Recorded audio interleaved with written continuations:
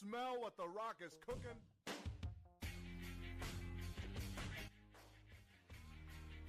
The Rock says, The Rock says, The Rock says, The Rock says.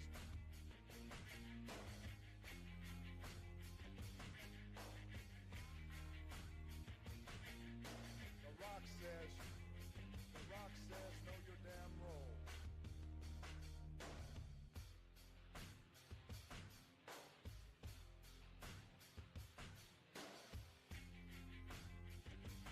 Know your role. The Rock says, The Rock says, The Rock says, The Rock says, The Rock says, The Rock says, know your damn role.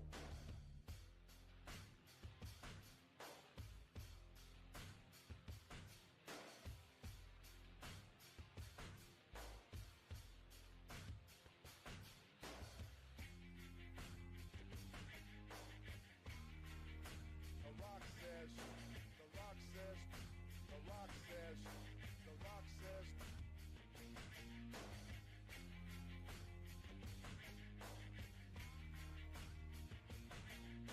The Rock says, The Rock says, know your damn role.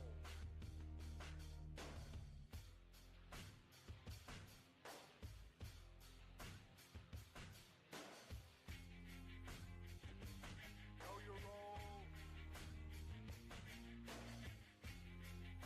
The Rock says, The Rock says, The Rock says, The Rock says, The Rock says, The Rock says, know your damn role.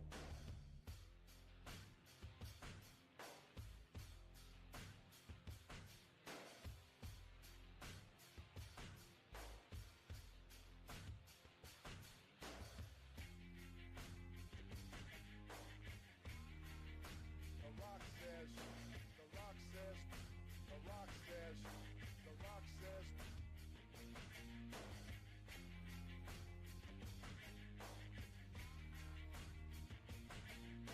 The Rock says, The Rock says, know your damn role.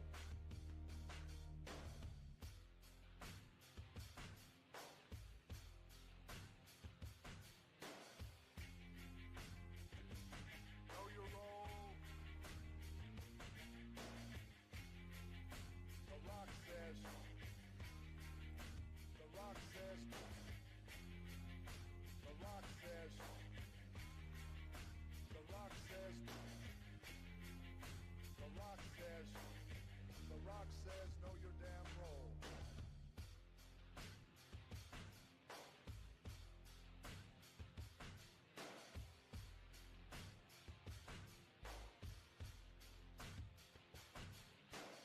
You smell what The Rock is cooking?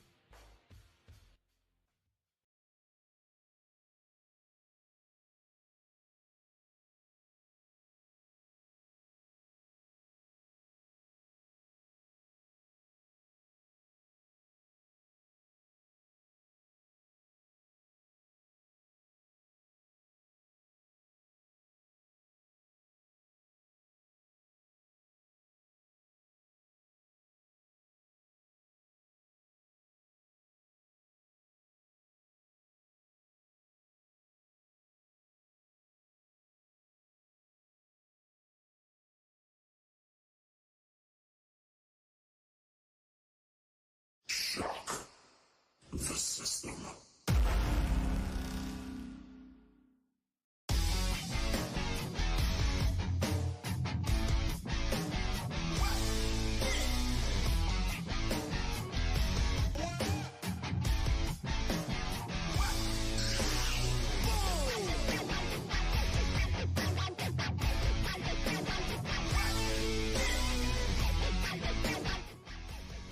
Ladies and gentlemen, boys and girls, children of all ages, welcome to Season 7, Episode 7 of the phenomenon known to mankind as Saturday afternoon's main event. If you do not know who I am, after 7 seasons and 7 episodes, I suggest you go back to school, go into your local library, get the biggest dictionary you can find, preferably Merriam-Webster, and look me up under the word phenomenal. Ladies and gentlemen, it is I, the Phenomenal, and of course, here on Saturday afternoon's main event, I'm not here alone. Because, of course, I got my co-host, my comrade, my one and only brother from another mother in the other dimension, and time zone, and century. Forget it. BC. Ladies and gentlemen, allow me to introduce to you the limousine riding, jet flying, kiss stealing, wheeling dealing son of a gun who's not having a hard time holding his alligators down. So give me 2 claps and a peep stage. Woo! Yes, that is actually the correct time frame is BP, which is before peeps. So there you go. Peeps. Wow. There you go. That's a, BP. Wow. That is. There's a disclaimer for you guys. Yes, because the heavens and the earth was created and everything happened, and then peeps came to entertain everybody along with my partner. So on the 8th day, God created peeps? Is that what we're saying? Yeah, there you go. Oh, God. Somebody put that on a shirt, please. I'll definitely buy that. Yes. Oh, gosh. But, peeps, I'm glad to have you here, man. I'm glad to be here myself. Ladies and gentlemen, boys and girls, children of all ages, we're glad to have you guys in here. Whether you're joining in from YouTube, Twitter, Twitch, we appreciate it. We love the support. And we're here to give you laughs, good times, and all the wrestling news possible. If you want to go ahead and keep up with any of the social media news and updates, you want to go ahead and send up questions for the show, whatever the case may be, anything sane, you guys most definitely know the only way to stay connected is following us on Instagram at Saturday Afternoons_main event or on Twitter at Saturday Main. So, peeps, there you go. I think we should just go ahead and get started, right? Yeah, let's do it. All right, say no more. So, look, you know most definitely when you hear this sound, all right, that means it's one thing and one thing only, right, peeps? Yes, sir. Okay, so it's time for Wrestling Crash Course. Yeah. Let's fire it up. Peeps, first and foremost, let's go ahead and address the 800-pound gorilla in the room. Not 400-pound this time, 800-pound. Oh, double the weight means double the fun. Exactly. Yeah, there you go. But speaking of the number 8, 8-figure Rainmaker. Ooh. That's a good one. Yes. Ladies and gentlemen, it was reported earlier this week that Okada, who appeared on AEW Dynamite this past Wednesday, and immediately turned heel to side with the Elite, the EVPs Matthew and Nicholas McMahon. Good one. So, yeah. Yeah, but aside from like the wrestling aspect of it, when we looked at the numbers in his deal, sources in Japan and AEW have said that Tony Khan paid Okada about 2 billion yen, which equates in the American currency system as $13.5 million. Yes. And over the stretch of 3 years, as a 3-year deal, it equates out to $4.5 million per year. Ooh, that's a lot of rain to make. Please, remember when I told you they were going to make it rain on a Rainmaker? Oh, They yes. Definitely. Tony Khan definitely did. But now, peeps, here's the thing. We now know that Tony whipped out his checkbook, or should I say his credit card. Is this what we knew was going to happen? Because I think we knew most definitely that Okada was going to get a big ballpark offer. Yes. But in the sense that it came from AEW, I'm not too much of like surprised, because we knew for a fact Tony was going to throw everything at Okada for Okada to sit there and be like, you know what? Why not? Let me go to AEW. Because if anything, I heard that there were sources close to Okada that said Okada heard the pitch from WWE. He said he would love to be a part of a WrestleMania, but he feels that AEW would be the much more appropriate choice. And he moved to the US, which means that he's searching for residency over here. Peeps, yeah, Tony Khan had to whip out the checkbook. Of we course. know for a fact WWE wasn't going to go ahead and try to, sell out anything too crazy. No. So, peeps, what are we expecting from Okada within these 3 years? Well, I'm expecting at least one AEW world title run. That goes without saying. So he wouldn't be there if he wasn't going to have the cachet to put inside of that belt. So you figuring we have a lot of guys that were in WWE that are in AEW now that are either on expiring contracts or getting toward the end of their career, i.e., Bryan Danielson, somebody along those lines, like an Adam Copeland, guys that are getting up there in years that are going to then present, well, these are the kinds of dream matches we want to have. Now, also going into the discussions of what we found out with WWE, we know now why WWE kind of backed off. What the WWE was trying to do, and this is it makes it very conspicuous and very transparent as to what the WWE was trying to do. Oh, yeah. With Shinsuke Nakamura getting such a huge push, having Damage Control, pretty much an all Japanese contingent as a faction being prominently displayed in the upper mid card of the show. So this was to kind of show Okada that if you come to WWE, we will showcase you in the way that you should. This isn't the same old WWE that Vince McMahon was running where Japanese wrestlers were only heels, or they were managers, or they were both.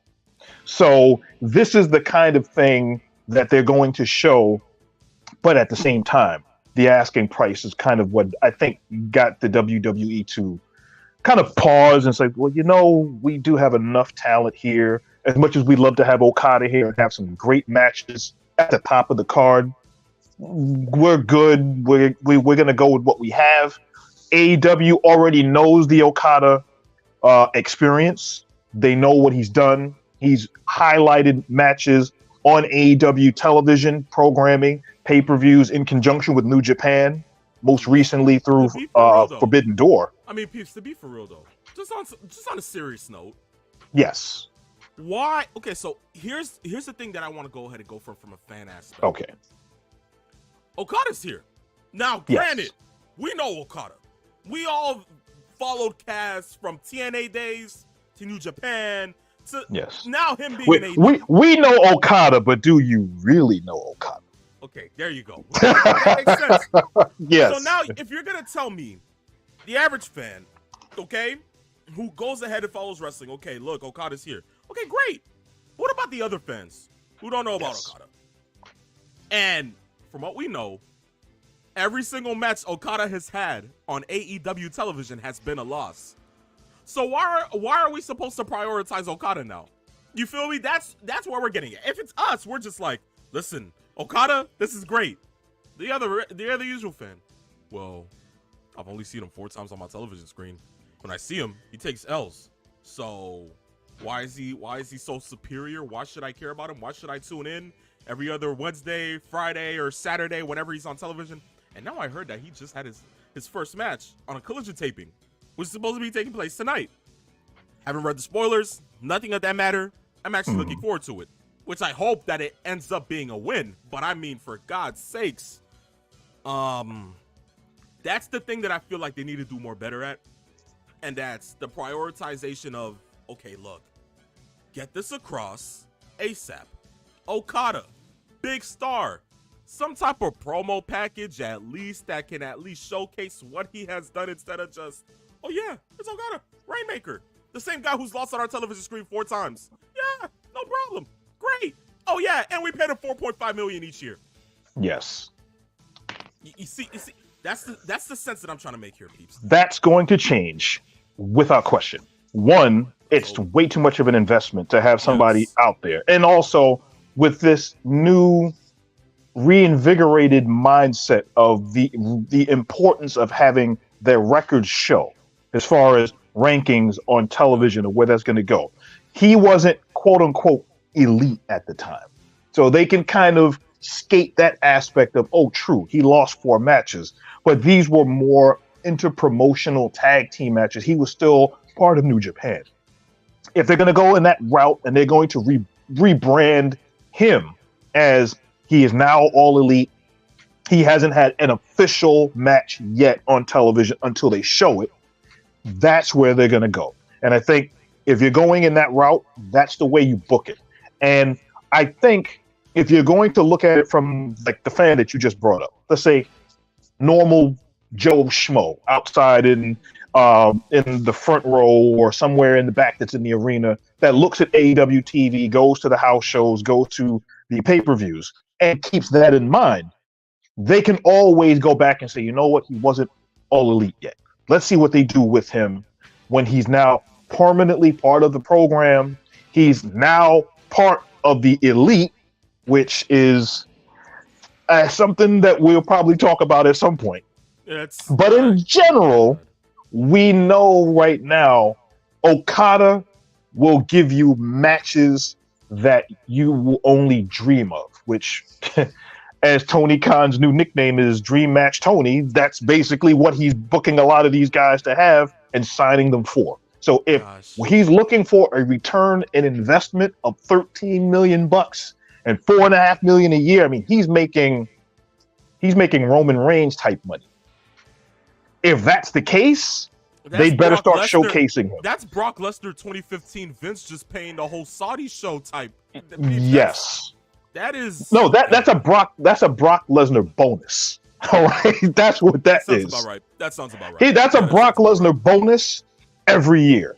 So to invest that kind of money in Kazuchika Okada, knowing what he can bring, and then you have all of the footage that I'm pretty sure New Japan will allow AEW to use some of that footage to help him out because they do work in tandem. They have a working relationship with AEW. They can use that to help him out because we all know Forbidden Door is coming up in another couple of months. Mm-hmm. So there's going to be something we think there to cross-promote New Japan and AEW. And why not? I mean, honestly, peeps, I could care less about Forbidden Door. I can care less about Double or Nothing. Fast forward me to All In, Wembley, and let's hope to the wrestling gods in the heavens above that Kenny Omega's back. Because having a Kenny versus Kaz match at All In, peeps, that's probably the only dream that I currently have left. Yeah. But let's hope. Let's hope.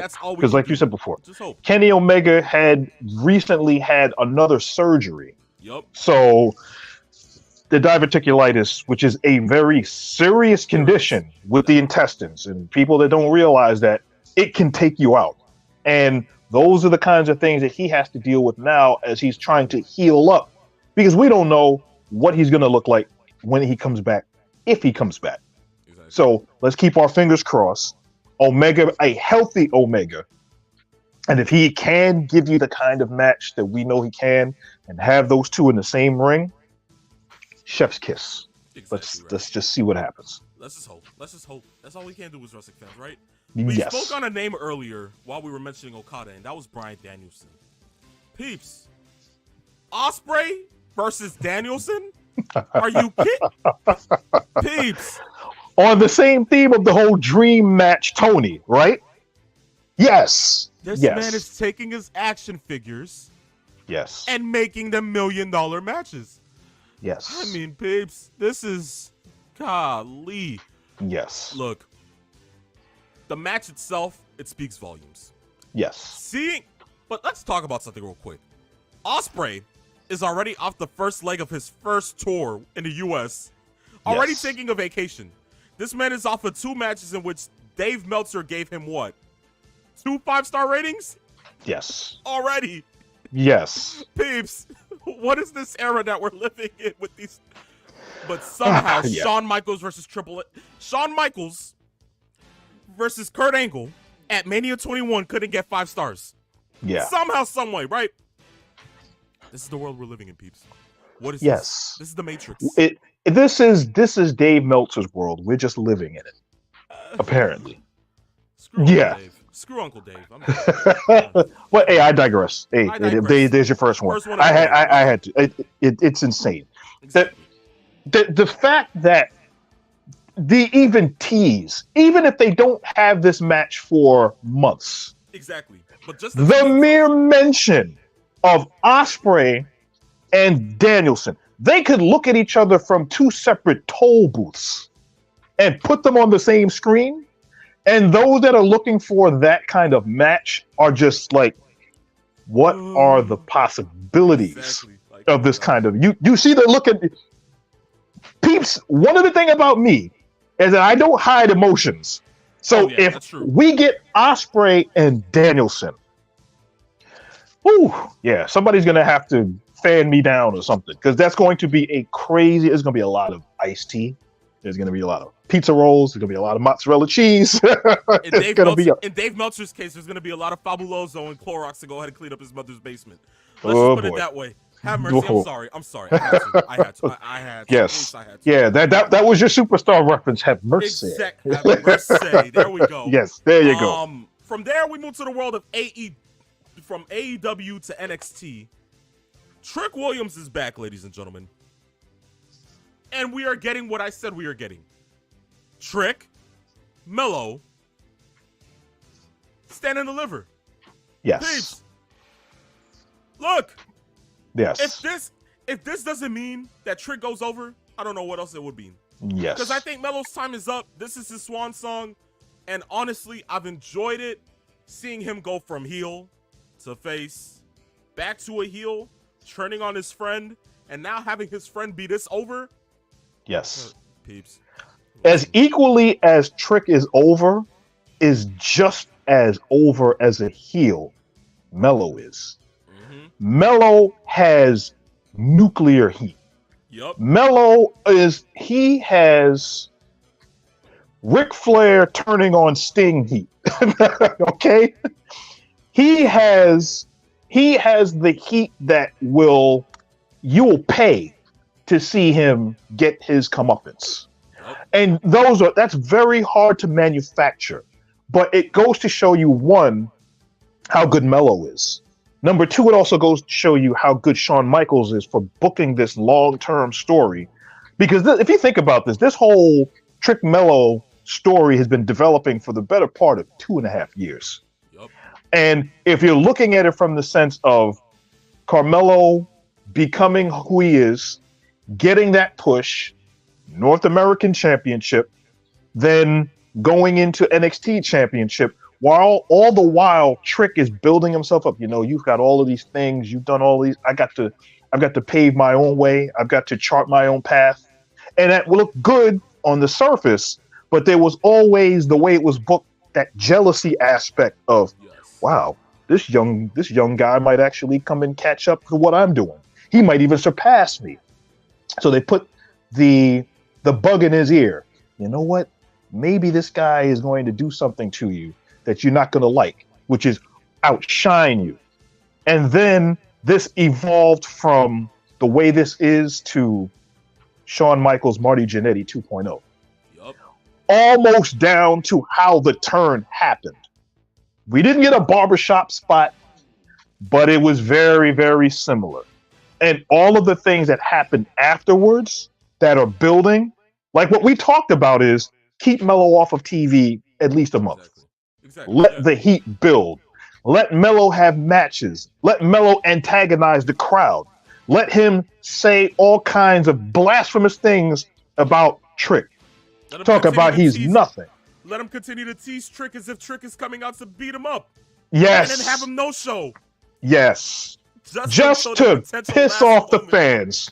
And it worked. Because everybody saw that, it was like, you son of a... And that's exactly what happened. Exactly. And when the music finally hit and Trick finally showed up, everybody there lost their collective minds. Exactly. Including Booker T, who was turned into his biggest cheerleader. So what? Yeah. I like it. Oh yeah, man. Yeah. Trick Willie. That is probably the best part of his entrance. And I would not be surprised. At some point, they need to put that and layer that on top of his music. That's what they need to do. They haven't put it in the video game yet. I'm sitting here playing video 2K24. I try to play straight. I just get the beat. I have to sit there and act as if I'm Booker T. You know how sad that is? They gotta patch it in. They gotta patch it in. But no, honestly speaking, Booker T is such an amazing, addition to Trick that I kid you not. If Trick moves to the main roster, you gotta go ahead and have Booker T as commentary. I'm tired of this. You got to. Because, listen, that right there, Ah, jeez. Yes, Trick and is he a is made so man. over. He Trick is so a made over. man. Honestly, exactly. Yes. Exactly. But speaking of over, we move back to the world of AEW. Someone had an interview this week, and they alluded to going to another company, which is great. They spoke on why they left their first company and why they feel as if they have unfinished business with said company. I think And I see where you might be going with One this. day, they will be back in said company. Ladies and gentlemen, I'm talking about the one and only Mercedes Moné, formerly known to all as Sasha Banks. Peeps, it's one thing to say, okay, yeah, I'll be back. It's another thing to say it literally a week before you show up on AEW television. Yes. Peeps, I'm a big fan of Sasha. Mercedes. Whatever you want to call her, whatever you want to name her, listen, I support her. For some reason, for some odd reason, she was the sole reason of me going ahead and getting a Disney Plus subscription just to watch The Mandalorian. That should tell you enough. So look, I'm all for her being in AEW. That is probably one of the best things that I'm going to be looking forward to this month, precisely next week, and of course for the rest of the year. But now, it's like, we know you're coming, and you just made all of this lackluster. Cause why? Why? On an interview, literally coming out a week before you show up, you're going to say, oh, I'll be back one day. And you're laughing it off because you know for a fact that, yeah, you know, like, it's not like I'm done with them. You know, I felt like it was just something that I needed to do for me at that time. But, you know, I'll be back. You know, I have a lot of unfinished business. We knew that. We didn't want you to say it. We knew that. But you... Really? Mm-hmm. Are you not looking at your watch? Yes. See, y'all don't look at what Phil says. When Phil gets on his knees, looks at his wrist, and starts tapping on it, trying to make... When Austin does it, with both wrists, while saying, what? Yes. Timing is everything. So why would you... Peeps, I it's take the floor. There you go. There you go. I'm done. It's thanks for coming, but you know you're not staying. This is what I think it is. I think everybody knew that at some point, whether it's 2 years, 3 years, whatever down the road, Mercedes Varnado is going to take Mercedes Moné, put her in her suitcase, jump on a plane, and go back to Connecticut and go to the WWE. Then she's going to take that suitcase, put it in her locker, and then she's going to open up the other suitcase that has a legit boss's rings in it. We know that. It's a matter of not if, but when. Until that time comes, we're supposed to enjoy the ride that she's taken us on from Shimmer in Japan to AEW, where she's going to debut not even a full week from now. We're talking, it's Saturday. We're just 3-4 days away. Yep. And that's what's going to happen is Mercedes Moné is going to make her debut.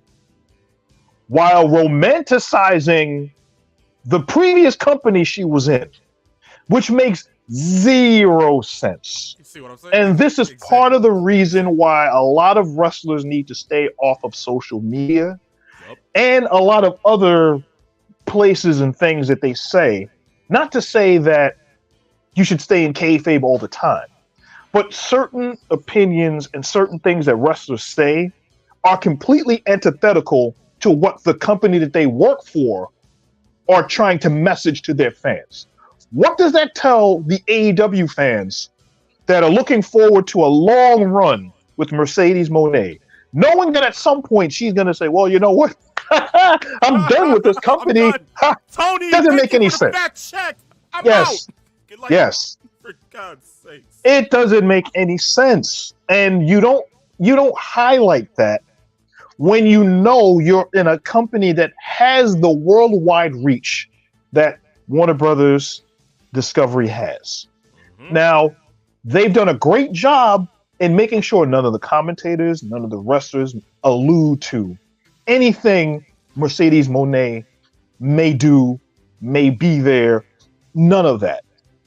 And she goes ahead and basically says, well, I'm going to be. Now, we've seen wrestlers do this before, where they'll say something knowing that, yeah, I'll be there one day. Maybe I'll go to their Hall of Fame, et cetera, et cetera, et cetera. And that's all on the periphery. We understand that. Yeah. But this close to potentially debuting, having probably the biggest debut that AEW will have for any woman wrestler I'm telling you. this side of Saraya. Yup. Because when Saraya debuted and she came out and they gave her that huge rock entrance and everybody lost their collective minds, that's the kind of debut that they want to give Mercedes Monet. Talk about it. And you're basically saying, well, thanks for this, but I'm going to tell all the fans that are going on this ride, I'll be back in WWE at some point. You watch. I just question, like you said, the timing of it. That part she could have kept to the chest and waited until later on, not this close to before she's even shown up on television. That doesn't make any sense. Thank you, Bruce. Oh, good grief! I digress. Third one of the day. That's the third one today. That's the second one out of me. Jeez, 32 minutes in. Christ, peeps. Yes. Okay. Yes. Anywho, we end Wrestling Crash Course here. And we're going to move into our next topic. But guys, as we always say, you want to go ahead and keep up with the latest social media news and updates. Follow us on Instagram at Saturday Afternoons _main event and on Twitter at Saturday Main. So with that being said, we go into our review for last week's AEW Revolution. Great show, right, peeps? Very good show. I was really it's crazy how we talk about AEW pay-per-views and AEW television. And on the television arm, although they do have some pretty good matches with a lot of questionable things like referees and sometimes timing, et cetera, talk about it. The pay-per-views are grade A in a lot of instances. And they give you really good matches. Even the bad matches are not as bad as they seem on the surface, with certain exceptions. Of course. But I thoroughly enjoyed Revolution. I went to Dave and Buster's and watched it. And as I told you when I was there was a waitress that was there that was kind of peeking in as the show was on. And she collectively lost it. I mean, it was like, well, what are they doing? What? I mean, is she wrong? Is she wrong for losing it? Oh no, she's not wrong, especially since she peeped in during the main event, and she was befuddled. So yeah. Okay. So peeps, let me just yes. How about this? I'll just put a picture up on the up on the screen. Does that work? Yeah. Okay. That'll work. Cool. All right, no problem. This son of a.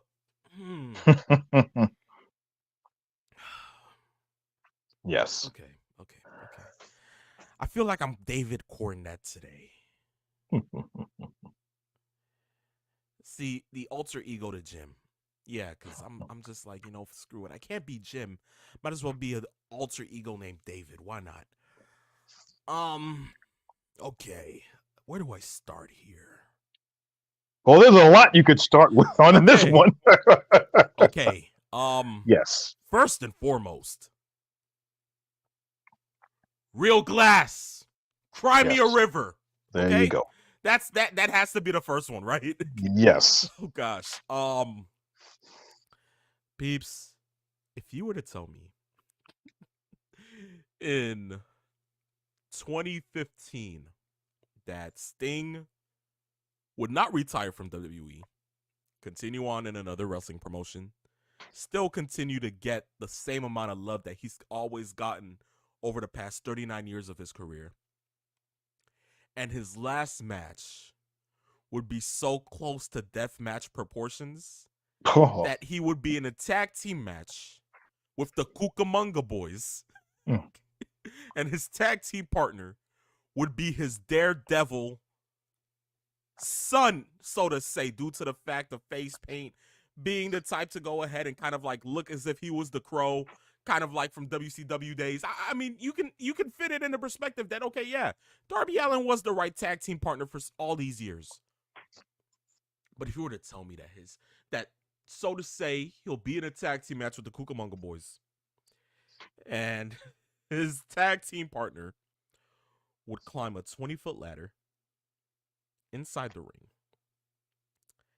then proceed to hit a swanton as he is ready to kind of like collapse onto one of the Jackson brothers. Yeah, he hit a swanton all right, that's for sure. Yeah, but he ain't hit one of the Jackson brothers. That's what I'm peeps. Into glass. Yes. Darby. Oh my God. Hot Rod says this, bona fide stuntman. Yes. That is exactly what Darby Allin is at this point. Because, peeps, I mean, goodness gracious. The man literally jumped off a ladder into glass, still continued to finish the rest of the match. I still have no idea how. Peeps, steroids is a real thing. What else is a real thing? What? Meth? But you know what? I think if you ask The Rock, he might be able to tell you some of the things that peeps, I don't think it was meth. You know what it was? Adrenaline rush. What Cody's song be saying? Adrenaline in my soul. For God's sakes. Like, somebody. No, because peeps, look. What the? Yes. You know what that picture is? That picture right there. I can give you this. I'll set it up for you from my perspective when I watched it. As I said before, I was at Dave and Buster's and watched this. And the waitress that was there, who was Jamaican, she saw it. She took a peek saw what happened. When he went off the ladder, crashed through the pane of glass and the chairs underneath, because apparently he was looking to land on Matt Jackson. Yep. He found that there was no Jackson there. Once he hit, all I heard was, "What the blood?" Very loud. I know exactly where you're going. Where you're going. And here's the crazier part. Darby Allin's back was cut to the white meat, right near his left shoulder, right near the shoulder blade, right in the back.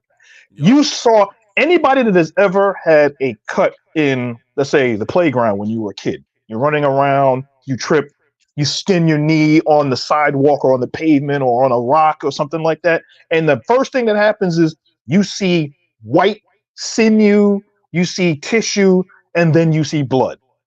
What that was a corpse in Grand Theft Auto. That's literally what he looked like. He looked like somebody got him, ran him over with a car. He was ejected through the windshield, landed on the sidewalk, and someone drove off. That's what that was. And even worse was the fact that, and I saw this on the replay, there was glass everywhere. And I don't mean everywhere I mean into the crowd. There were fans in the front row that got showered with glass. Even it was Nick Jackson who pulled Matt away from the glass. He got cut by the glass under his, I believe, his right cheek, because you can see the blood coming from his face because he might have got nicked by part of the glass. That is, without question, the most baffling decision among a lot of other baffling decisions in this match. That was the most baffling decision of the entire deal. And that wasn't even the only pane of glass in the match. There were 3 panes of glass. One that one of the Jacksons was supposed to go through that was propped up right near ringside that he hit but didn't break. So Sting pulled out his baseball bat and shattered it. The third pane of glass, Sting actually went through. That was propped up in the corner. He got a Beal throw right into the glass, which shattered everywhere. Now, I'm sure that this was tempered glass because it's the same kind of glass that you see on a windshield that after it breaks into little pieces as opposed to sharp shards. That doesn't mean it's still not sharp. Glass is glass and glass cuts, as you can ask Darby Allin. Oh. Yeah, but that ended up happening, right? Yes. And somehow this dude's supposed to be climbing Mount Everest by the end of this month. Oh yeah. God, yeah, Darby Allin, greatest daredevil in the history of the business. The crazy part about it is that the way that they presented the main event was really, really cool. Yep. They started off. This cannot be said any better. What AEW did to build this match, where you had Sting, they show all of like little clips of Sting, and then the first thing that they did was they showed one of Sting's sons, Garrett, who was the first one to come out. He was the one that was dressed up as 1990 Great American Bash Sting. Yep. And he came out and he did the Stinger Howl.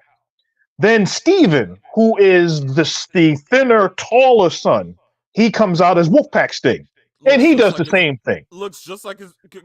Golly. Oh, scary. Then they go on the Jumbotron, for lack of a better word. And then they show a video of Sting sitting in a movie theater, looking at clips from New Japan, clips from WCW. Although they were pictures, they weren't video clips because WWE owns those rights.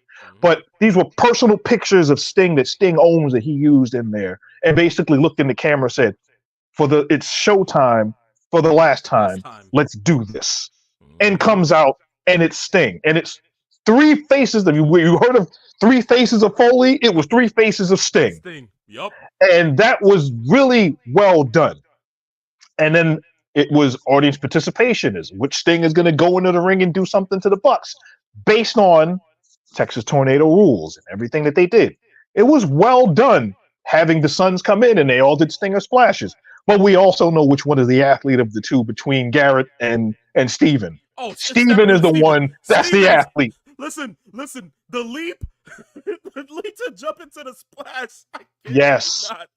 He leapt from the middle of the ring. That's wow. That's that NFL leap. That's that tackle right there. I said to myself, Jesus, why are you leaping that much? And it was just like he went on social media after he was like, "Don't embarrass Dad. Don't embarrass Dad." Yes. Leap from half the side of the ring. I was just like, "Oh God!" But I mean, it was a good splash. I have to say. Listen, yes. I'm gonna go ahead and sit there and be like, "Hey, Tony, if you want to continue this, why not just have Wolfpack Sting in the cut? Hand the fattest contract to Steven, because God darn it, this man is him." Yes. Garrett, for God's sakes, I mean, still, he still hit a good splash. But I'm just saying, his brother. Oh, yes. God. His brother is the athlete of the two. Steven is something else. Steven is something else. I mean, for God's sakes. But the whole match within itself was great. The fact that Sting went over. Yes. That was. Yes. We were both stunned by that. And I think based on the way it was booked, we can understand why. The way that everything was built, even before they came out, Ric Flair was the first person to come down. And then Ricky the Dragon Steamboat came out. And that part was cool because he was the guest timekeeper. And he came and gave Flair a big hug. And then they walked down to the ring. And we saw at ringside, and I remember I texted you this. I was like, wait a minute. There's Nikita Koloff. Oh, there's Magnum TA with his crutch and all. He was there. So was Scotty Riggs. Oh, Scotty Riggs? And then social media goes ahead and brings to you that Lex and DDP as well. Yes. Peeps.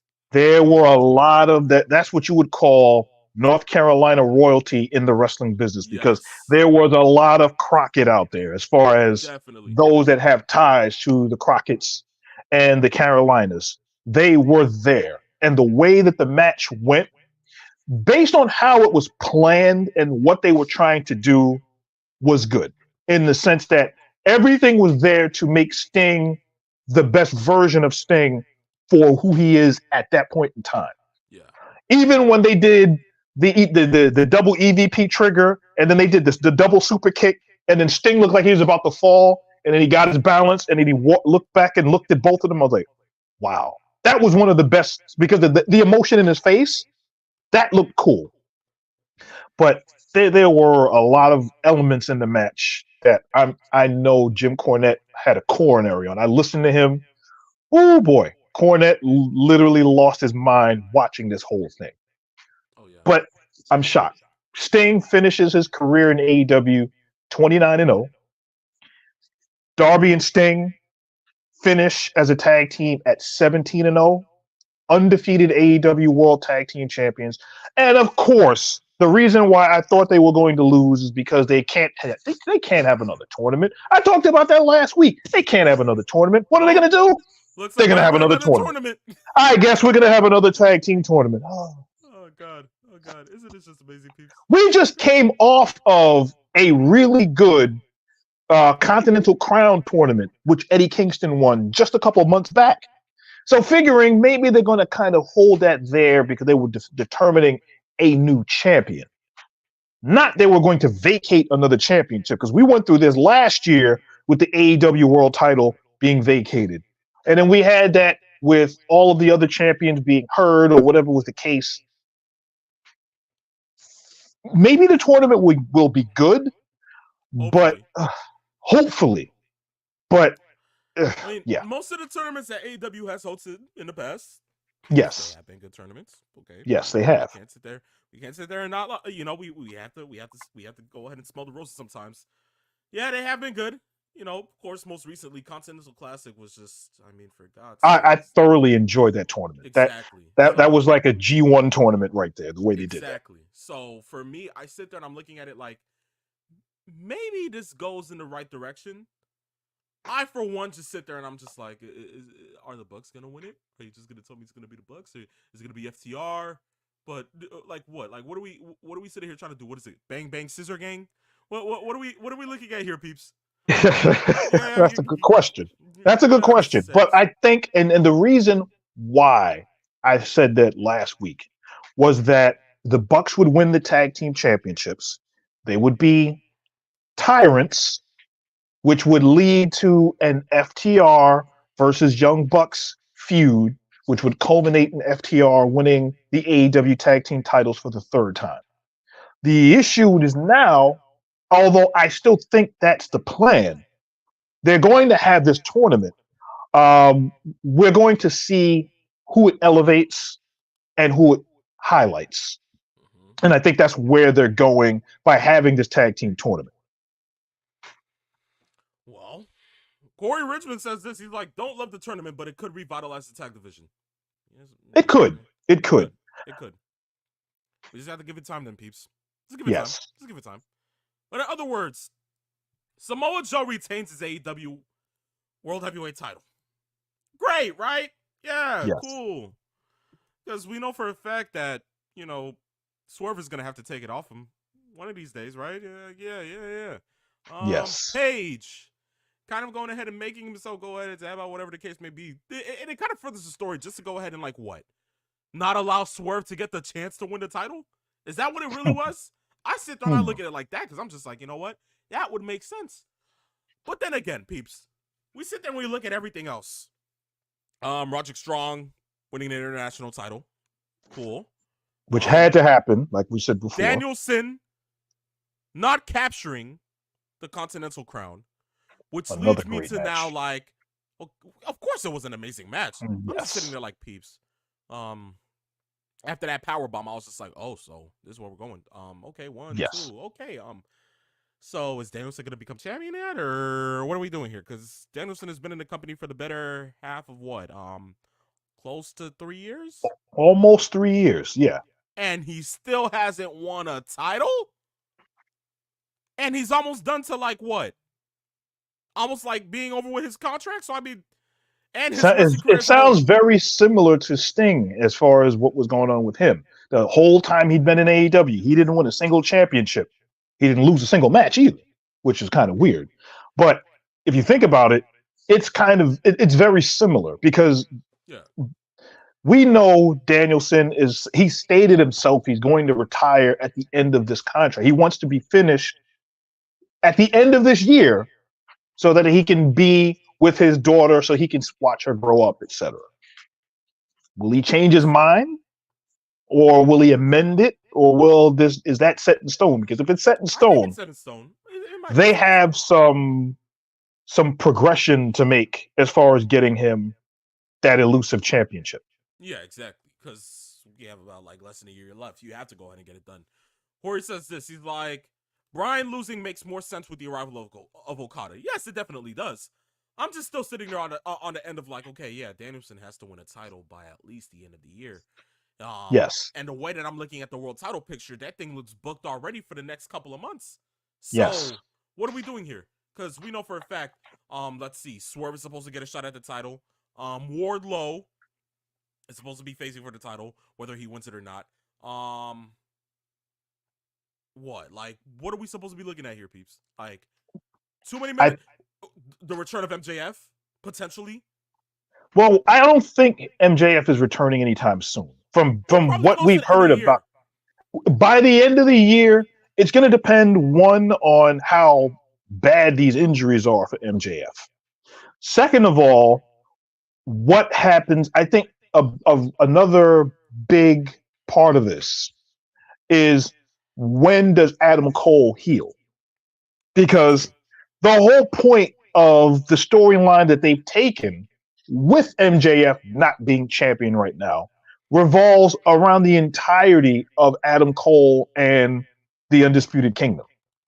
That feud right there has been on life support because of all the injuries. So now we have to figure out where they're going from there.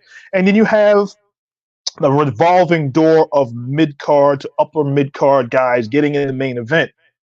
The best thing that's happened out of this entire run is the resurgence of Samoa Joe and his personality on that AEW World Championship, which not only has the championship has always had an elevated mindset as far as because of who was carrying the belt.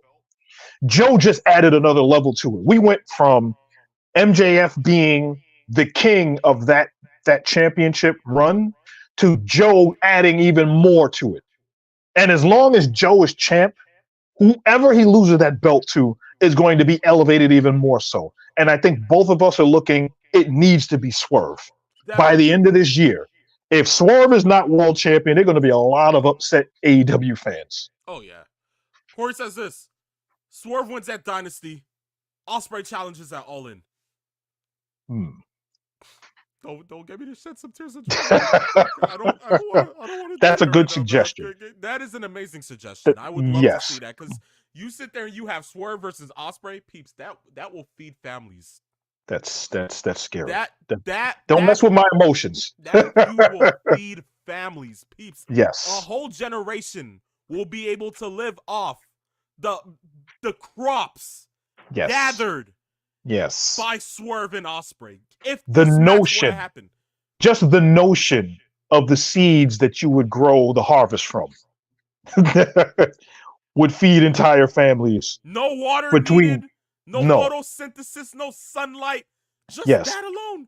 You just put them in the ring and you just say the magic words, whatever, bro, and there you go. Yes. Yeah. Jeez. Oh gosh. We'll hope on it then, peeps. We'll hope on it. Yes.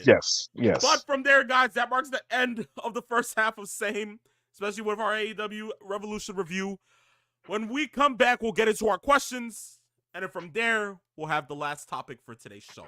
So stay tuned. Do not go anywhere, because the second half of Saturday afternoon's main event is coming up next.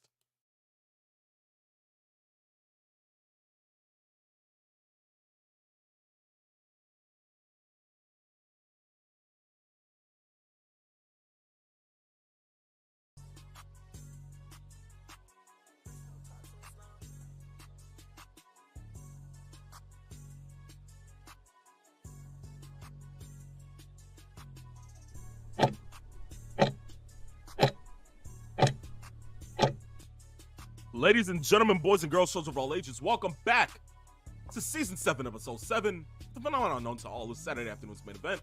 It's a phenomenal one. Right beside me is the Peeps Nate. As we always say, we're here to give you laughs, good times, and all the wrestling news possible. So let's go ahead and get into our questions. Guys, you know if you want to send in a question, all you got to do is go ahead and DM us on Instagram at Saturday afternoons _ main event. Send in the question, and in the words of the wrestling god, JBL, I guarantee it will be on the next episode of the show. So with that being said, first question or comment comes from Long Island Isaiah. He says, I'm surprised that Roman hasn't gotten canceled yet for the CD comment on Seth last night. Talk about it. Someone said, yes. Have mercy. Ooh, yes. Yes. Oh, they were cooking last night. They were cooking last night. I actually was smelling what Rock and Roman were cooking. Because, Peeps, whatever Roman had said, granted, he didn't speak much. The other three men in the ring, they were the ones that cooked up everything for that match. They sold the match to me. Roman didn't do anything. But when he said that, I was just like, are you seriously saying that? We're in 2024, Roman. You're about to get us canceled. With all the stuff we already got going on with Vince, you're about to do this to us. Now we're going to be left without a champion. And I sat there and I was just like, wow. Peeps, I went on Twitter. First thing I see, guys, canceling Roman in countdown, 48 hours. I said, oh gosh. They're going to wait till Monday to cancel him. I was like, oh gosh, this is going to be something. But Peeps, that whole, promo. For those 8-9 minutes. That was something. You know what? It was well done. You know what? We're not even gonna go ahead and get too much into it because that's the last topic of today's show. Let's not even do that to ourselves. Master Sean 007, he's in and he says this. He's like, greetings, gentlemen. I have a few questions to ask today. 1, besides Darby Allin, who else has Sting put over? And 2, does it make sense to have a 60-plus-year-old talent go over?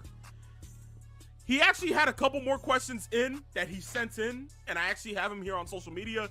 He says, does it make sense to punish Sammy Guevara for being reckless in the ring, but not punish anyone else for the same reason, since AEW has had a bad track record of talent getting hurt over foolish or botched spots? And 4, should the talent be banned from doing certain spots that can be considered dangerous?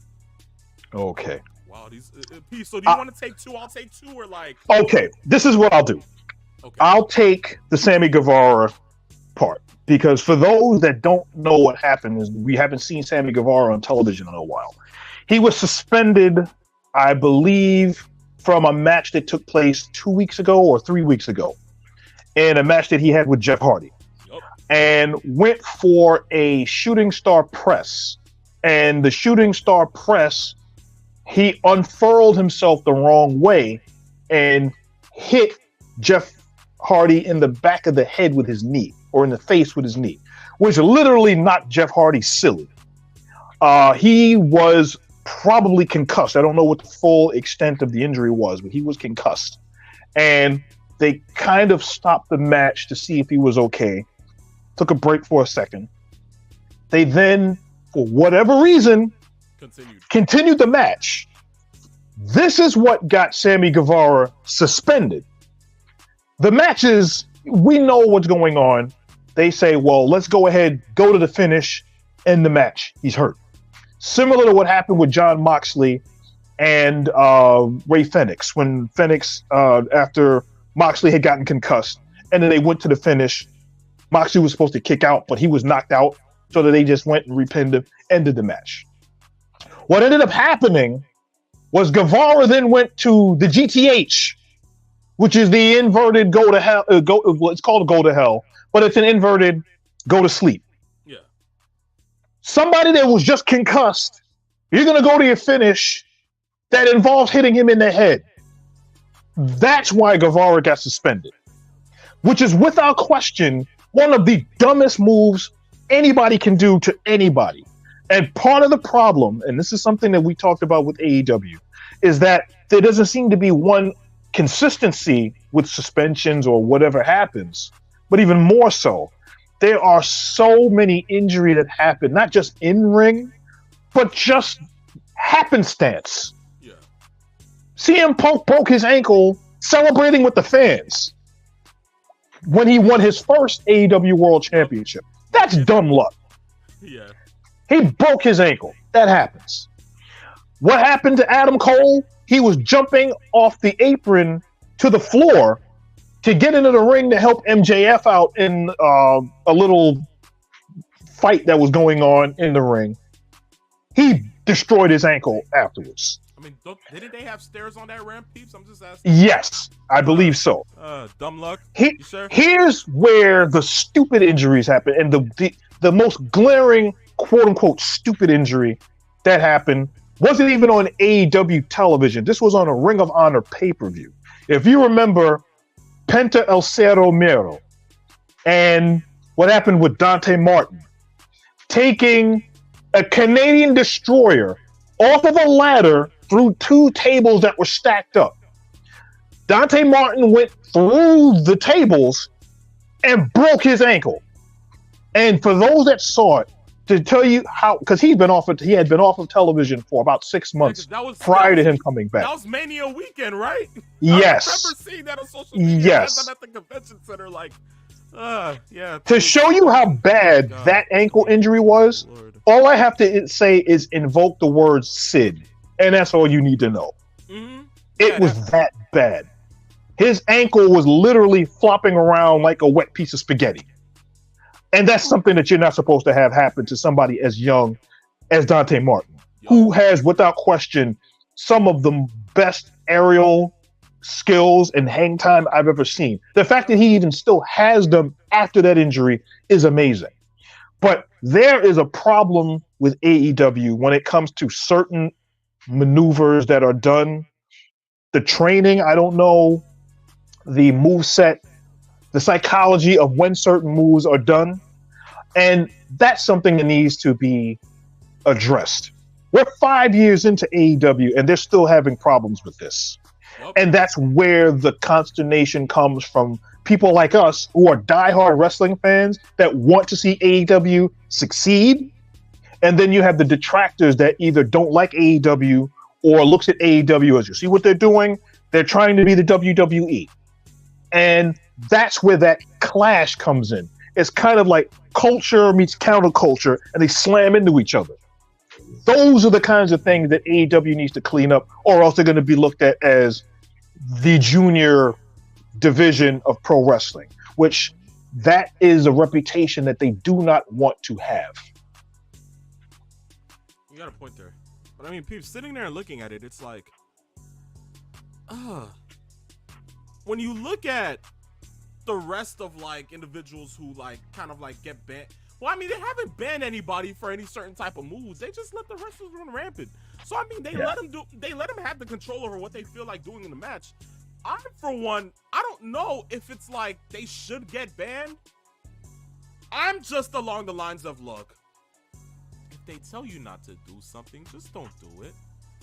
If you've heard somebody say there's no need for you to go ahead and do certain things, then there's no need to go ahead and do it. I understand you want to get the bigger pop factor. That makes sense. But, jeez, is it really needed? Like, as you said, that spot was amazing. Had he not broken his ankle, that would have been spot of the year. But is it really needed to go ahead and, do a Canadian destroyer off a ladder? Yeah.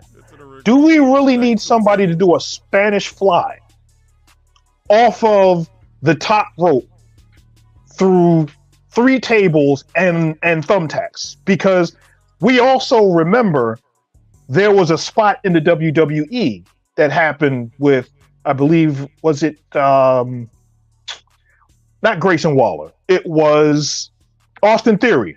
Yeah. He got put in a Spanish fly off the second rope and cracked his head and was concussed. So at some point, there are certain moves that either you're not confident enough in doing with a certain wrestler because of their body type. Maybe they're not comfortable taking a particular move. Maybe you're not comfortable giving the move to another wrestler. And in certain instances, certain moves for certain matches, I can understand. But there are moves that are out there that unless you have the right skill and the right opponent in the right setting, should not be attempted. And those are the moves that are putting people out, that are getting people hurt, that are shortening careers. The last thing we need to see is any really gifted wrestler get put in a move, and it's like, well, he was only 28 years old, and he hasn't been on TV in 3 years, and we really miss so and so and so and so. That's the last thing we want to see, especially in AEW, where we need to see AEW as competition for WWE to keep WWE on par, to put them in check to make their product better. And we need a really good WWE to keep their product going, to keep AEW in line so that they can raise their product and make them better. That's the problem. AEW hasn't fully taken advantage of that. Yep. But I mean, peeps, to answer like the first half of like the question, besides Darby, who has Sting put over? Has he put over anybody? Not being undefeated. Yeah, that's what I'm saying. Yeah, you could think somebody of Sting's stature would have given someone else the rub, but I don't think that was the thought process through Tony Khan. Yeah, definitely not. There we go. Taekwon answered the question. This is great. Sting put over his kids. You know what? You got a point there. Sting put over the panes of glass. That's what Sting did. Yeah, Sting put over the panes of glass. The baseball bat. The panes of glass literally broke into the business. Thank you. Sting. Thank you. Good one. I'll give you that. Yes. I'll give you that. There you go. But with the second question, does it make sense to have a 60-plus-year-old talent go over? Look at it this way. Ric Flair. He just knows where I'm going with this. This is what makes it funny. the second Nature Boy. Okay? Yes. Peeps is stunt double, but not really stunt double. This is who Peeps Nate looked up to when Peeps Nate was just 45. This will tell you enough how old Peeps is currently, okay? Ric Flair, in his so-called last match, went over on Jay Lethal and Jeff Jarrett in a tag team match with his son-in-law, Andrade El Idolo. So, yes. Mind you, all while he was faking a heart attack, bleeding like a bloody pig. Mm-hmm. Oh gosh, what is it? In a match that I still have not seen, and I refuse to watch. You haven't seen it yet? I've seen pieces and clips of it. I still have not watched the match. I refuse to watch the match. And you know how much as a wrestler I love Ric Flair. No, that I refuse to watch that match. Peeps is such a Ric Flair fan. Like, I kid you not, the fact that he's telling me he still hasn't watched it is insane. Yes. Wow. But look, yeah. So that should just at least tell you that, like, hey, yeah, Ric Flair went over. That should tell you who would he want to put over. Corey has a good point. He's like, he put over Hobbs. Sting gave the rub even in a loss. I mean, you can go ahead and say that. I think it's going to depend on what you consider putting over. Or if you consider letting a wrestler get a lot of offense in to the fans to show that they can hang with this person, or do you consider putting someone over, giving them a win over you? I mean, this is what I think. This is kind of what I think as far as Sting goes.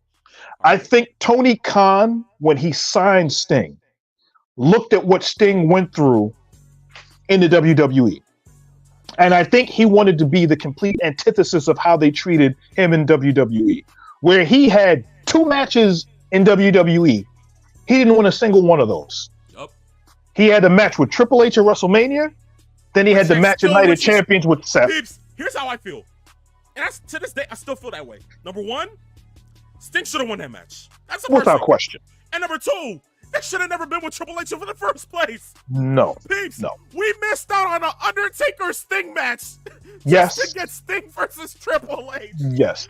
And even if, and here's where we'll add to this. Even with them booking Triple H and Sting in that match, not only was Sting, which also kind of goes to show you what kind of person Sting is, because when it was suggested to him, and this was talked about from Kevin Nash and the late Scott Hall, they both basically said when they found out how the match was going to end, and they looked at Sting like, "You're actually going to go over with this?" Sting was like, I'm going to do what I'm going to do what they said. I'm a team guy. If that's the way they want to go with, that's what I'm going to do. And they were like, you should have raised the stink. But Sting wasn't like that. In that context, Sting was supposed to, as far as I'm concerned, was supposed to win that match. And even if he didn't get hurt, that was supposed to build into the next year's WrestleMania, where it could have potentially have been The Undertaker and Sting. But we never got that.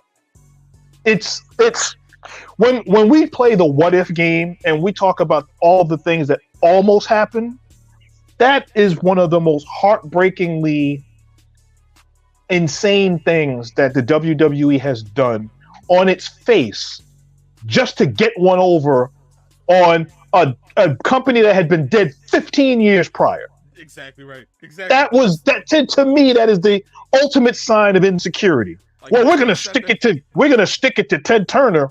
You own everything that Turner brought up in the company. Who are you trying to prove this to? It's like Juan says this. He's like, you guys wouldn't want to see Taker versus Sting at that point. They had the combined age of over 100. Taker versus Sting would have been good 20 years ago. You got a point, but then sitting there looking at it like this. If it happened in 2015, right, peeps? Mm-hmm. And you're like, okay, Sting comes to WWE. That's already big within itself. But then you have an Undertaker who's coming back from losing the streak. And when we saw Taker in 2015 coming back facing Bray for the first time since last year, peeps, wasn't he? Look, he was in good shape. And he still ended up going ahead and putting up a good, 15-minute match against Bray? I don't think there was going to be an issue with that being the case. There was not going to be an issue if it was Taker versus Sting that year. The year after, maybe both of them probably would have been a bit gassed, something along those lines. But they would have had the time, I think, for the both of them to take time off to make sure that the match worked. Yes. But I'll challenge your point with this. Would you have rathered Sting versus Taker that next year over DX versus the Brothers of Destruction? What kind of think about that? Peeps, what kind of question is that? The reason why I say really that, asking me that question. Peeps, no, I'm asking that in the generality of not you. I'm not asking you what. Like what says this? I'll take that in a heartbeat. Exactly. What am I saying? Like what? Are you kidding me right now? And that's my point. My point being that match would have been 500 million times better than that tag team dreck that we got. That, no disrespect to any involved, but that match should never have happened. Mm-hmm. And if we would have gotten Sting versus The Undertaker, even if the match wasn't as good as it could have been, say if it was 5 years prior, I think it still would have been really good. They could have maybe done the build-up. They could have had some smoke and mirrors. There could have been some crows. There could have been a casket. There could have been urns. They could have been, I can imagine the vignettes that they would have had. The interviews about walking the dark valley. Yes. Can you imagine? I'm just saying. They probably would have never done it, but who knows? Like an Undertaker, why not? So to say, go ahead, show up on Raw, kind of like dropping gospel on Sting, telling him that he's gonna rest in peace, whatever the case may be. And then like the final face-off on a go-home show, while all of this is happening, Sting just swings down from the rafters, unhooks the latch, and they both just have that face-off with the the sign dead up at the top. Peeps, if it were to happen at Mania 32, honestly, maybe WWE would have probably went 101,000 for real. Who knows? Yeah. Yes. Who knows? But I'm just saying, from a standpoint of saying, look, it's Taker and it's Sting. Yes. The franchise and the Phenom. Yes. You're going to tell me that that's not enticing at whatever year it is? But honestly, we also have to remember who was running WWE at the time. Of course. And that's, I think, ultimately the only reason why it did not happen. The same man who gave us John Cena versus Undertaker merely 12 years after we should have gotten it for real. I mean, yes. Let's just put it like that. Yeah, okay. Yeah. Yes. Yeah. Beeps, oh gosh, Taekwon said Peeps basically said what's worse, a bank robber or Hitler? Wow. I'm not going there. I'm definitely not going there. I'm done. Yeah. But good question, Master Shot 007. We really got into that one. Yes, today. that was a good one. Yes. That was really a good one. From there, we moved to a live one. It actually came from Corey earlier. He said this. He said, let's see, looking for it here. Did they give away the ending of the Cody match with Rock saying win or no more title shots? Subsequently, they did.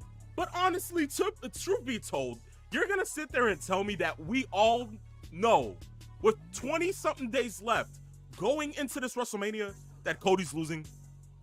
You'd really have Cody lose back-to-back WrestleManias. Let's just, like, we all know it's a dead giveaway. We know that if Cody's going back-to-back at the Rumble and he's facing Roman, ain't no way he's losing a second time. No. Peeps, if he... I think Philly would riot if Cody Peeps, I'm burning down that stadium. Peeps, I'm burning down that stadium with a passion. I kid you not. Yes. If they were to tell me that I'm going to be sitting there and seeing Cody take a pin from a third Samoan spike, a rock bottom, a Uso splash, and another spear. Yes. And who knows, maybe Paul Heyman hits a walrus chop on him just for the sake of old times. And then you're going to tell me that Roman's going to pin him 1, 2, 3 on the mat and then reclaim the title? Peeps. I, along with every other Philly fan, as much as I hate Philly, knowing that I'm a Mets fan and a Jets fan and any other fan in the rest of the world that hates Philadelphia as much as I hate Philadelphia, I will actually side with Philadelphians in going ahead and tearing down that stadium. Because ain't no way Cody's losing again. No, ain't no way. See, funny, Corey says this, or does he win the Money in the Bank and win at MSG? And that is what a lot of people have been bringing up, because what people don't realize is what Corey just brought up. The Survivor Series is at Madison Square Garden this year. How do we know? Are we sure? I believe the Survivor Series is at the Garden. This is what. Let me go ahead and check that. But if I'm not mistaken, I think the Survivor Series is going to be one of those premium live events. It might be the Survivor Series. I think is going to be at Madison Square Garden. So they said it's unconfirmed yet. Okay. But a lot of signs are pointing towards MSG. Yes. So I'm not going to put the carriage in front of the horse. I can't. Peeps. Yes. Because I already told you, if he doesn't do it now, why care after? You know, because ain't no way you just had us invested for 2 years. And finishing the story. If Cody has to finish his story, you have to finish your story. And you don't finish the story. You're supposed to finish the stinking story. We thought you were going to finish the story last year. Come to find out, you did it. Then what happened? You went through a whole year of trials and tribulations. This is pretty much Cena losing once in a lifetime to The Rock, coming back stronger than ever, getting acclamation from Brock Lesnar. Yes. You got acclimated by Brock. Ain't no way you're going to lose again. Yes. Especially after what I had to go through when I told you there was a 5% chance of Roman winning. Yeah, if I bring out, I think the fans would riot if I brought out another percentage. Don't do it, peeps. Don't do it, peeps. We will be hated. Don't do it. Yes, I know. Because I know. remember, I shot you down when you said, "Oh yeah, 5% chance Roman is Yes. walking out with the title." And I said, and you notice I didn't tell you, I didn't say nothing to you. I was just like, let peeps rock with that. Peeps wants to rock with that. Let peeps rock with that. Yes. After vividly seeing that 3 count, I said to myself, peeps better never open his mouth. I don't want to hear nothing about. I jinxed the show. Oh, peeps, you jinxed it. I said, golly. So, peeps, please. I think we all are along the lines of, look, it's now or never. Next month, if Cody doesn't win, I don't want to hear him in the same talk as champion. I don't want to hear none of that. I don't want to hear Money in the Bank, then cashing in on Roman. No. Because why? Why did we go through 3 matches with Seth? Yes. A torn pec. Being sidelined for months. Coming back at the Rumble and winning it. Losing to Roman. The next night after Mania. Remember, you almost forgot about the Brock feud in between. Between that and then winning. Having that feud with Brock. That's what I'm saying, people. So it's just like, good God. And then from there, winning tag team championship. So now you actually finish some type of story within the championship. Yes. Back. Losing it a couple of weeks later. Then what, peeps? Feuding with Shinsuke. Getting the poison red mist. Yes. Going back to winning the Rumble. War Games. All of that stuff. Yes. And you vividly go ahead. Once you point at the sign and the pyrotechnics are done, you turn around and you point straight to Roman Reigns and you're like, I'm coming for you. I want that title. I know what peeps, you can't. So why do all of that? Just to lose again? Would booking really do me that bad? Yeah. Would they really do me that, peeps? I don't think Triple H is as vengeful of a person as a booker if today. If he really hated Cody smashing the throne that much, then forget it. And remember, that's literally all the memes we saw right after. That's all we saw. Triple H remembers. He's like Pepperidge Farm. He remembers. Like, I remember that. Oh, God, have mercy. Look, Cody better win. If he doesn't win, I'm done. Okay, that's just what it is. I'm done. I don't want to hear about him. I don't want to hear about no championships after. I don't want to hear about that. Oh, yeah, Cody, you think I'm going to care? So forget it. Please. Have mercy. I'm done. Yes. I'm done. From there, we move to the last question for today's show. And it comes from the Hot Roos. Hot Rod 316, he says this. Would there be a Stone Cold Steve Austin if there wasn't an NWO? And by the way, I had 5 beers already. What? I guess we know what the Hot Rod is doing. Yeah, so you're getting litty. Okay, we appreciate it. Cheers to you. I don't have cheers on an empty water bottle. Why not? Have mercy. Yes. Peeps, you were around since the dawn of the dinosaurs. I think it's fitting that you answer this question. Would there be a Stone Cold if there wasn't an NWO? There would not be a Stone Cold Steve Austin if there was no ECW. There we go. It would be ECW. If you think about it, ECW is where Austin, after he was fired in WCW, got to voice his displeasure for Eric Bischoff and WCW and their practices, et cetera, et cetera. After he hurt his knee, after being United States champion, and was thought potentially was on a fast track to being WCW world champion, after he got hurt, Bischoff fired him. From what Steve Austin said, he was fired through FedEx. He was FedExed his firing. So he took that as motivation, went to Paul Heyman in ECW and said, look, this is what we want to do. And he was there for about, maybe 4 months?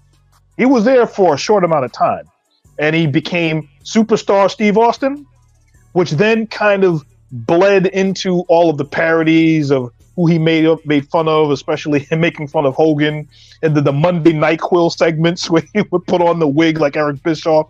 We're gonna have what kind of a match? It was like something like Walker on a pole match, and we're gonna have people flapping their gums and walking around, and they're beating each other up with their canes, bro. Mhm.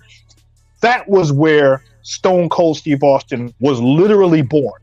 Was that the character, the edge, the anger, and just the tonality of his promos started to show up were born in ECW. His feud with Mikey Whipwreck and all of those matches that he had there, that was kind of the genesis of the Stone Cold Steve Austin character that he brought when he went to the WWF, was crafted from the nonsense of the ringmaster to what then became Stone Cold Steve Austin. Definitely so. Definitely so. Oh, jeez. Did you? Taekwon, Peeps taught the fish how to swim. Assassin's Creed is just Peeps reliving his glory years. Peeps knew the main character of Ghost of Tsushima.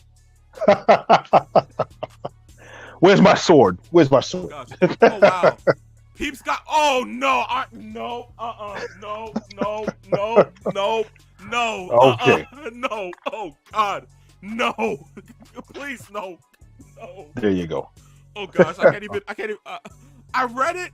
I was just tapping through because he just started sending them in one by one. I just saw that one and I just clicked on it. I was like, oh gosh. Yeah. Can't do that one, man. Jeez. Yeah. Oh gosh. But yes, Peeps, I completely agree with you on that. Definitely, had he not been cut, it probably would have never been no Stone Cold. So we can definitely go ahead and do that. Oh wait, Corey brings up a good. He's like this. King of the Ring, Austin 316 was 1996. NWO was 1 month later. He has a good point. Good point. Good point. So this one. I mean. Would it have really made sense to go ahead and jump? I mean, he did start displaying a good amount of attitude. Although, I mean, Peeps, he kind of has a point. Yeah, because. Well, yeah, he had the attitude came from a lot of that came from it. I don't think it was necessarily the NWO itself that created Steve Austin, but I think it kind of greenlit him forging ahead to taking that character to where it started to go. New heights. I mean, honestly, yes. He won the Rumble in January of 97, went on to face Brett at Mania 13. You remember that match most perfectly. And that was like the defining moment of Austin's career at that time. Yes. It definitely was. So, Attitude Era wasn't until like later on within like 97. Yeah. So, if anything, you can...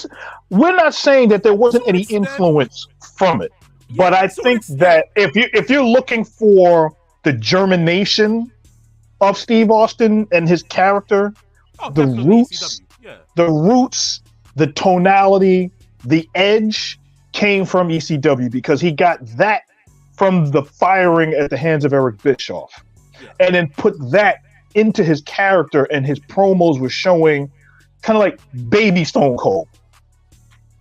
And then the violence and the edge and everything else came when he went to WWF. Makes sense. Yeah, you got a point on that. Huh. Well then, Hot Rod, we hope we answered your questions to the best of our abilities.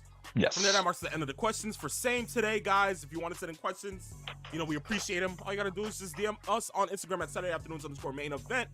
Send in the question. It will be featured on the next episode of the show, as I said. Yes. With that, we move to the last piece of news today. The one worthy topic as our main event today for Same. Peeps. Cody Rhodes, Seth Rollins versus Dwayne "The Rock" Johnson and Roman Reigns. Night 1, WrestleMania 40, Philadelphia, Pennsylvania. And with the implications that if Seth and Cody win, the bloodline is barred from ringside, and Cody gets Roman clean. Or if Rock and Roman win, Bloodline rules, no DQ, right? Yes. For the last couple of weeks, I've been hearing this whole stipulation thing. Peeps, honestly, they could go so many routes with this. Where what if Cody and Seth do win? Bloodline is barred from ringside. Peeps, Zilla's not in the bloodline yet, but I mean he is considered family. So is Jacob. Yes. I heard some rumblings about Tama Tonga, and they said that, oh yeah, we consider Tama family. So what? You're gonna tell me you're gonna bring in a Tongan at WrestleMania just to like what? Spear Cody or something? Like what do we? Yeah, exactly. Like, and then you can go ahead and bring in the implications after where Rock could be like, oh yeah, I said anybody from the bloodline. So Jimmy, Solo, or me. But you know what? I never said anything about people that are outside of WWE. Peeps, I kid you not. That happens. I'm really going to cry. I'm going to cry. Yeah. I'm gonna sit in that stadium for the next 3 hours. I'm just gonna cry. Peeps, I'm not gonna listen. I'm not getting up. Yes. Forget the flight home. I'm staying there and crying. Yes. Peeps. I'm leaving my heart in Philly. How about that? Yeah, there you go. Ah, jeez. But look, Taekwondo says this. He's like, also let Cody eat the pin in the tag match because he's gonna win the title anyway, and it can add drama. And see, this is my thinking of what I thought would happen. This is what I think may happen if they're going to do the case. As I told you last night, I can't sit there and see Seth losing back-to-back nights of Mania. You have him eat the pin on Saturday, and then you have him lose to Drew on Sunday? Because we both know that Drew McIntyre is going to have to win now. It's like a sold knowing that, okay, Drew is winning the title. But, peeps, to sit there and say to yourself, okay, yeah, Drew's going to win the title, and then Seth is going to eat the pin.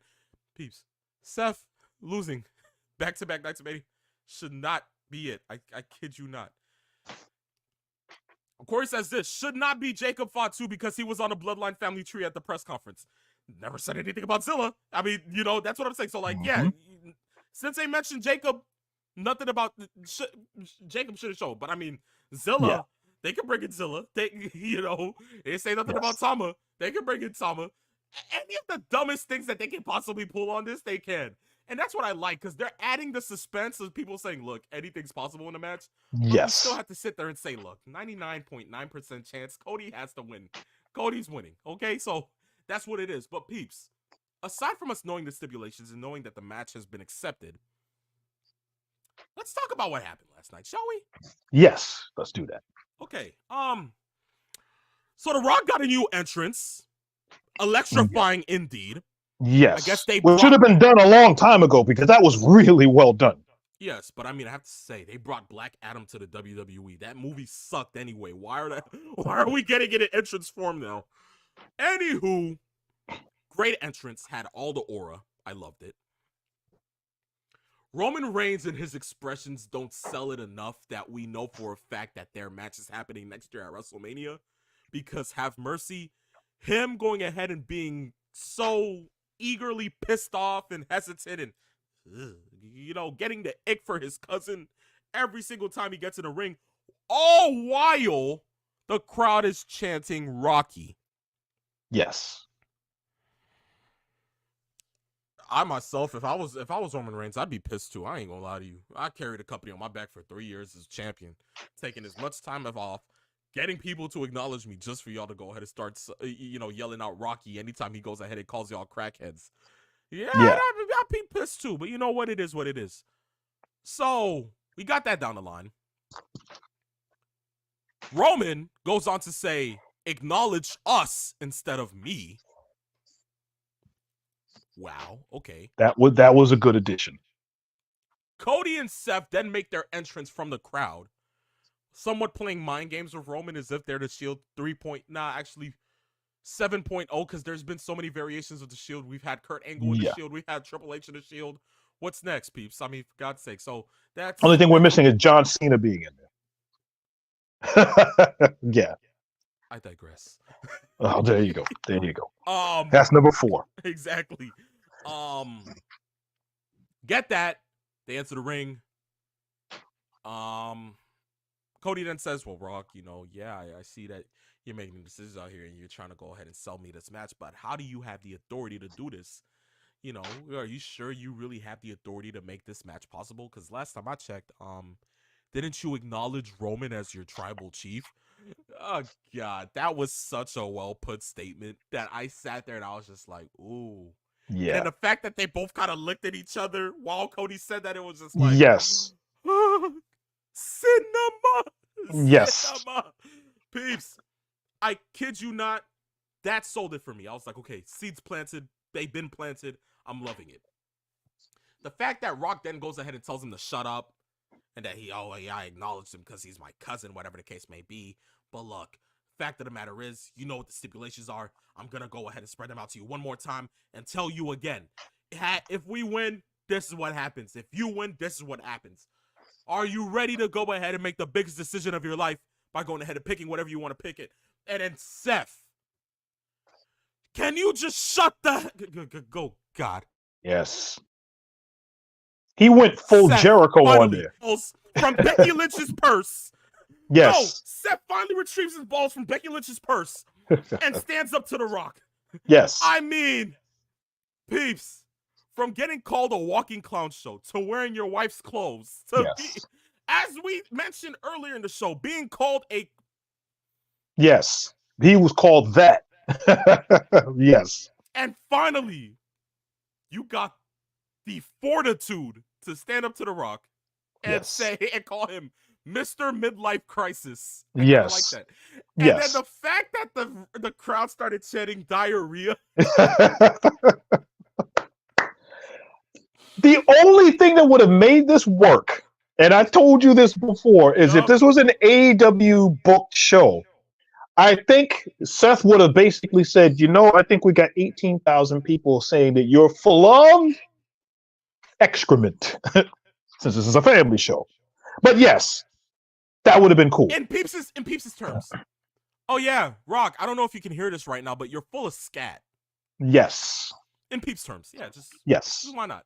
Strife, chaos, angst, and turmoil. There you go. Exactly. Yes. But a whole lot of turmoil. A whole lot of it. Yes. But yeah, stands up to The Rock, and then he accepts the match on Cody's behalf.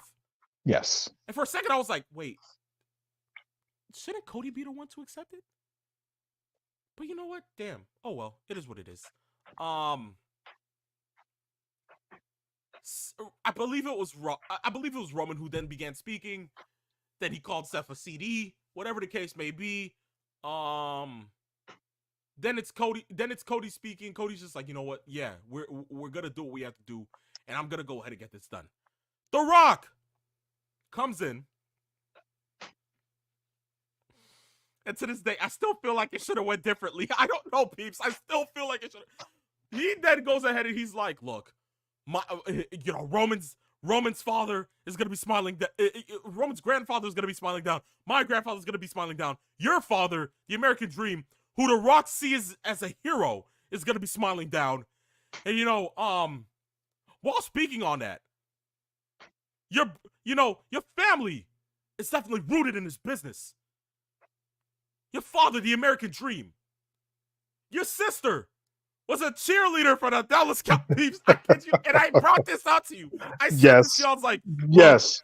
If this was Attitude Era and this was that version of The Rock, we would have gotten what he called Stephanie back in the old days. Oh, it yes. It would have been like, oh, so your sister was a cheerleader for the Dallas Cowboys? Oh, you know what? That makes her a walking $2.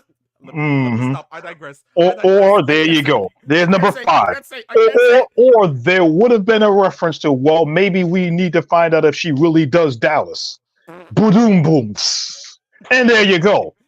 And that would have set everybody off. That would have been it. Exactly. But you know what? He had to find a different way to allude to it. So I mean, he sits there and he's like, yeah, your sister was a cheerleader for the Dallas Cowboys.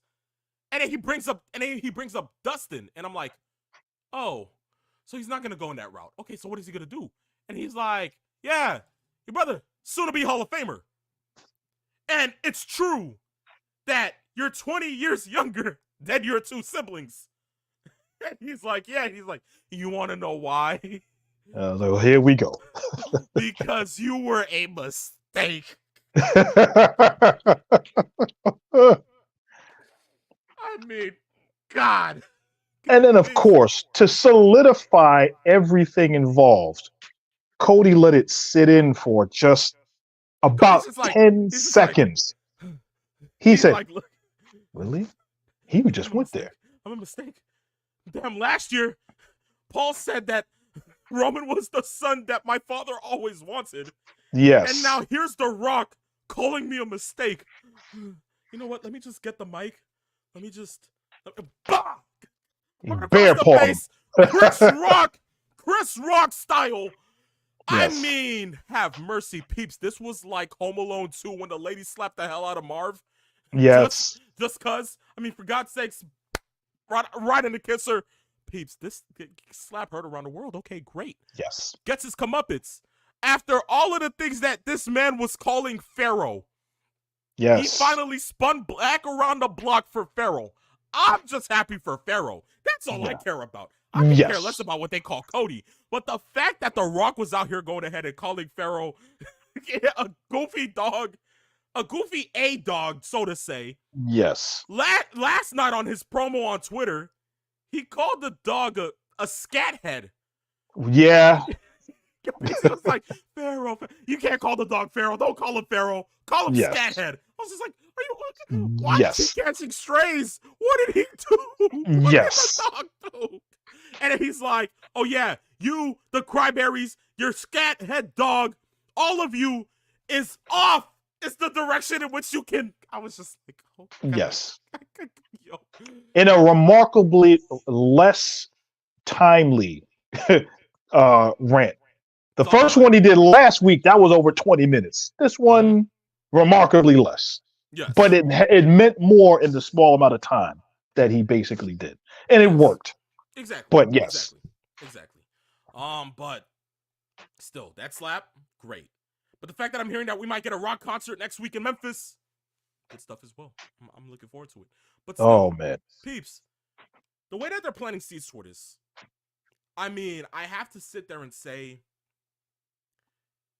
this potentially, and we say this every year, it's begin to be cliche, but in all honesty, I'm sitting here looking at this is the first time that the people that are going to main event night 2 are also going to main event night 1.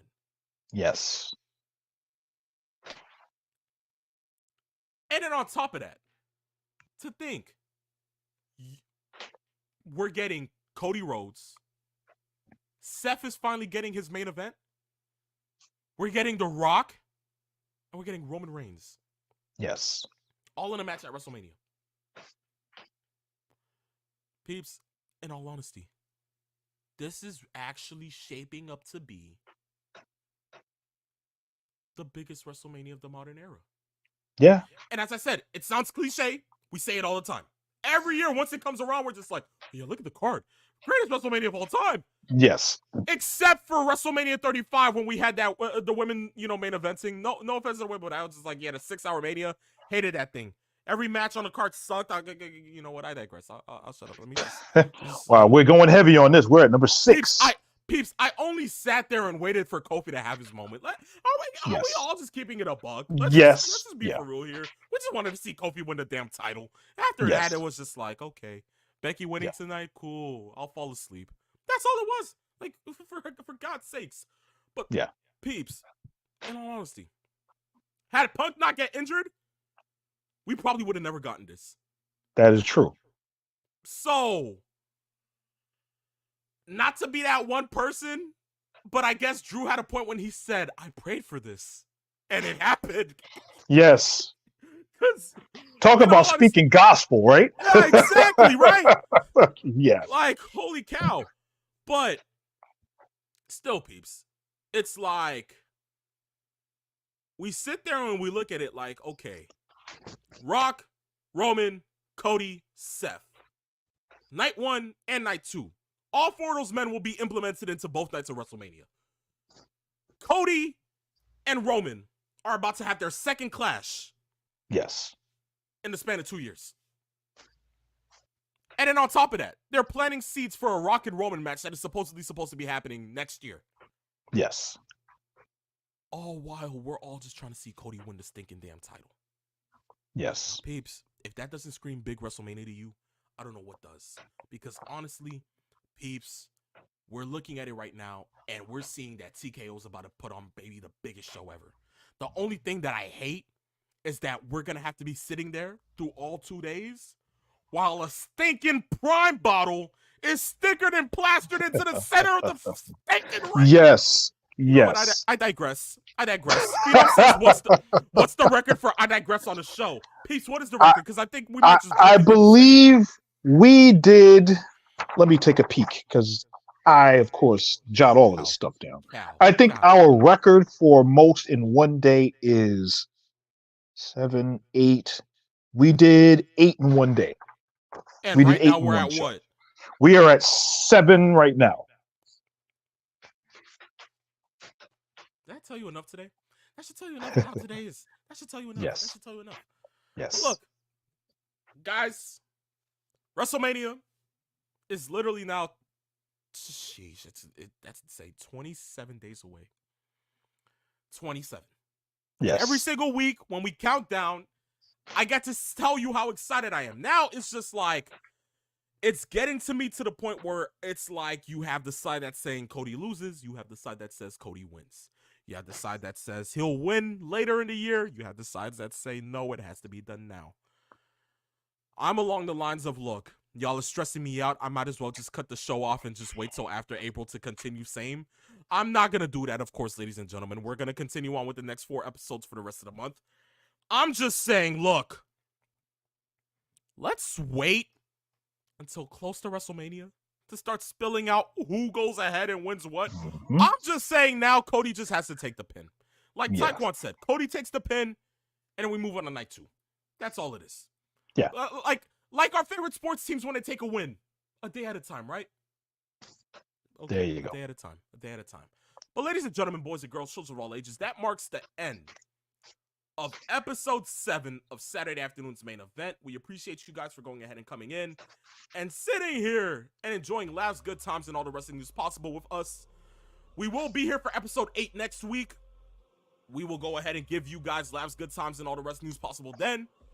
And in the words of Vince McMahon, it's then, it's now, and it's forever. So guys, thank you once again for tuning in on either Twitch, Twitter, or YouTube. We appreciate all the questions. We appreciate all the comments within the show. Everybody here today, y'all made saying what it is currently. Yes. And we love you guys so very much. Yes. And it was on this episode of Saturday afternoon's main event that I had a phenomenal one. And I, the peeps Nietzsche, where we came, we saw. And in the words of the Hall of Famer, Paul Heyman, we conquered. We conquered, ladies and gentlemen. See you next week for episode 8. It's a phenomenal one. It's the Peeps Nietzsche. It's Saturday afternoon's main event. Signing off. Peace. Love. Farewell.